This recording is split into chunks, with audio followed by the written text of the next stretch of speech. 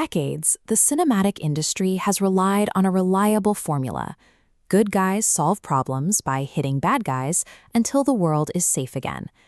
Marvel's 2025 film, 𝗠𝗏𝗃𝗃, appears to follow this blockbuster template to the letter, while quietly dismantling the very foundation of how we think about conflict.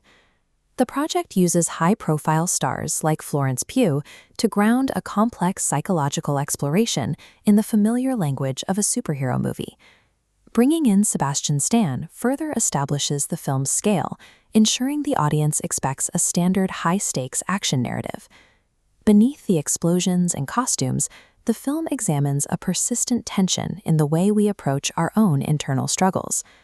Consider the character Bob, also known as the Sentry. He is arguably the most powerful being in the room, yet he repeatedly insists that he has no desire to fight or cause harm. Despite his peaceful intentions, those around him launch an attack. They aren't responding to anything Bob has done. They are reacting to the fear of what his power might do to them. This dynamic is called pre-intention.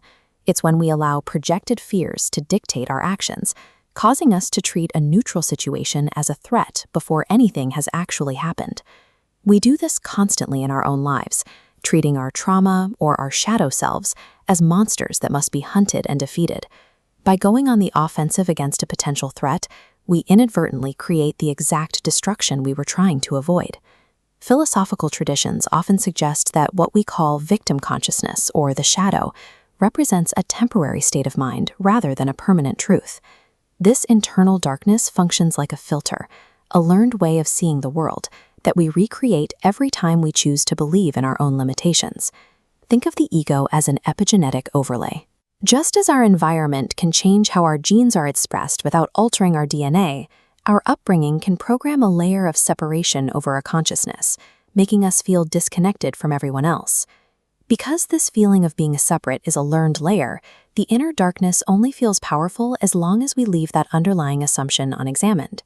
In the film, when Bob is forced to defend himself, the conflict levels the surrounding city. Buildings collapse and debris falls, illustrating the high cost of defensive violence. We see this in society.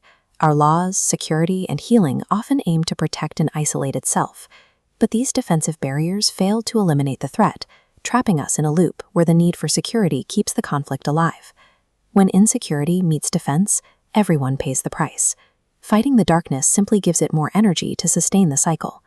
During the climax of 𝗠𝗏𝗃𝗃, Bob faces his own dark form. In a typical movie, he would win by being the better fighter, but here, the darkness dissolves only when people around him drop their defenses. By choosing to accept and connect, they make the shadow transparent. This suggests that the alternative to fighting is a state of clear awareness, being honest and compassionate in the moment without a hidden agenda. The shadow fades the moment we stop feeding the idea that we were ever separate from what we are trying to reach. Sovereignty involves stepping out of the roles we've inherited, moving past the need to conquer the ego or destroy a perceived matrix.